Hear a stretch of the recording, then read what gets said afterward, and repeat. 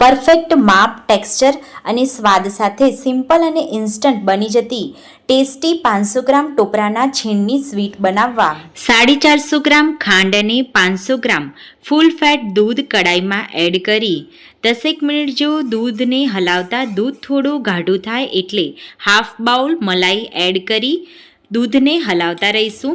Dish પર દૂધનું ટીપું પાડી ડીશને ત્રાસી કરતા દૂધનું ટીપું લસરી ના જાય ત્યાં સુધી દૂધને જાડું થવા દઈશું. પિંચ ઓફ ફૂડ કલર અને થોડો ઇલાયચી પાવડર એડ કરી ગેસની ફ્લેમ બંધ કરી ટોપરાનું છીણ એડ કરી બરાબર સારી રીતે હલાવતા મિક્સ કરી દઈશું. 1 ટેબલસ્પૂન જેટલું ઘી એડ કરી હલાવી ગ્રીસ કરેલી થાળી અથવા તાસમાં મિક્સચરને ઠારી દઈ ઊભા અને આડા કાપા પાડી લઈશું.